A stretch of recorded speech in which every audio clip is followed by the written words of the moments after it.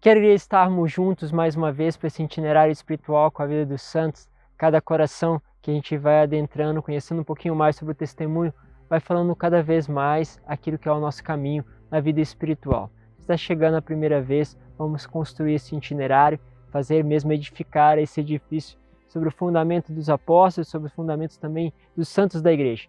Vamos juntos fazer essa caminhada espiritual. Então, por isso, se inscreva no canal e participe conosco. Hoje, o santo que eu quero falar com vocês foi canonizado com nada menos que Santa Teresa d'Ávila, São Felipe Neri, São Francisco Xavier, Santo Inácio de Loyola.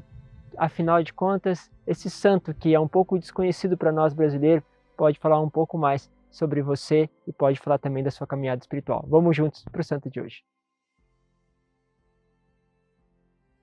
Meus caros, hoje eu vou falar sobre Santo Isidoro. Ele nasceu em Madrid em 1080, foi instituído padroeiro dos trabalhadores rurais, dos desempregados, dos indígenas e também da própria cidade de Madrid. Bom, ele ainda foi reconhecido na cidade de León, Saragoça e Servilha. Afinal de contas, como este homem levou tanto conhecimento, sendo de uma família de camponeses, pobres, mas também católicos e piedosos. É interessante pensarmos que ele cresceu ali nesse escondimento da roça, foi ali cultivado um amor sincero, uma paz e um trabalho árduo que ele exercia. Ele trabalhava nesse trabalho bem braçal do campo. Isidoro ele costumava levantar bem cedo e ia direto para a missa e muitas vezes ficava ali na igreja antes de se dirigir ao trabalho do campo. Continuou nessa rotina assim por muito tempo, até também se tornar casado, casa-se, ele tem um filho, mas não pense você que para por aí não. Ele continua levando o trabalho com todo este ardor, mas também a vida de oração.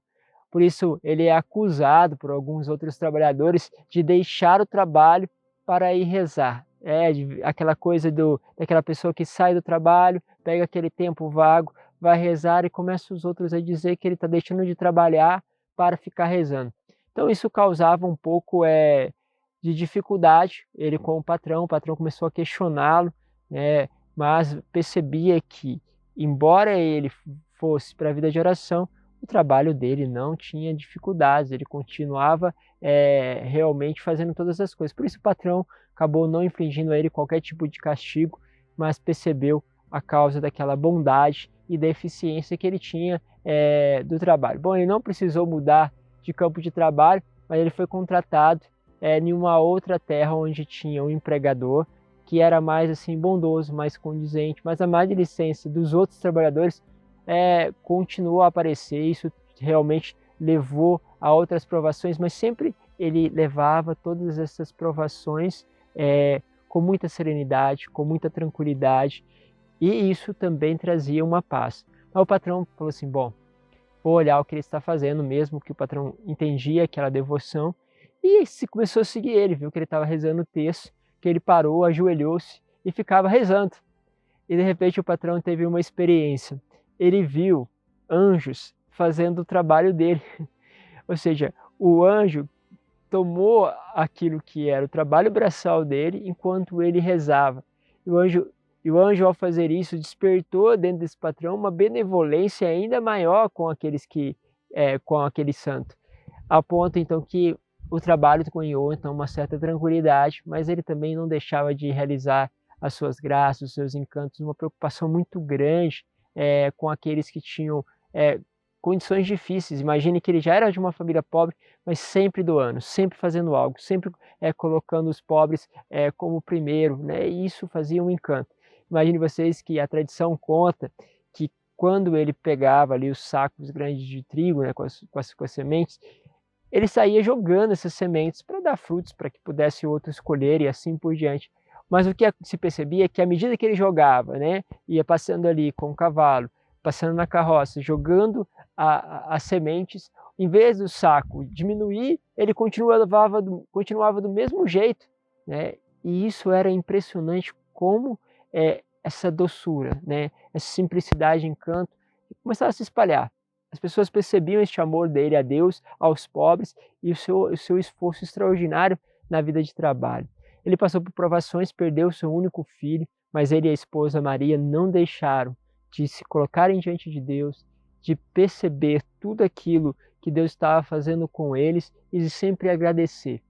Quando ele falece, né, mais tarde, com seus anos afincos, né, e aí o que acontece? Ele é enterrado como uma pessoa normal, como um trabalhador, mas começa a se criar um movimento de pobres que vão lá rezar, vão pedir a sua intercessão e começam a acontecer muitos milagres.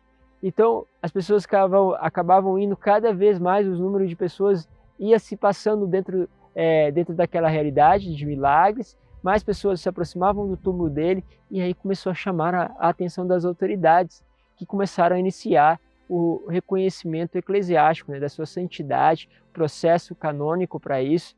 E aí a coisa começou a se espalhar, as pessoas começavam a vir de longe, né, para começar a receber ali aquelas graças que buscavam através da intercessão dele.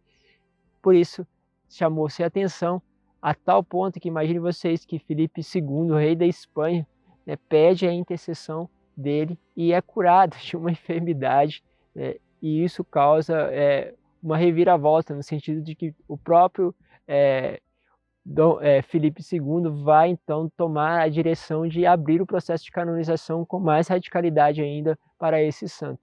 E assim, não se tardou que outros milagres começaram a acompanhar, agora principalmente com a fama dele se espalhando, e assim ele foi canonizado juntamente com Santo Inácio, São Francisco Xavier, Santa Teresa d'Ávila, São Felipe Neri, foi levado, né, aos altares da igreja, que compreendeu na vida daquele labrador, daquele homem simples, uma vida intensa de amor aos pobres e de amor à presença do Senhor, de colocar Deus em primeiro lugar e a consequência que Deus vai acrescentando na vida, na história, todas as outras coisas. Quantas vezes Deus faz isso? Uma vida totalmente em escondimento, amando, sendo perseguido, incompreendido, vivendo experiências sobrenaturais, mas escondido. De repente, aquele homem falece e começa a se espalhar aquele odor, né, de santidade que vai chegando até realmente ao rei. E o rei agora, ele mesmo, toma as iniciativas de poder dar continuidade de forma ainda mais profunda ao processo de canonização dele.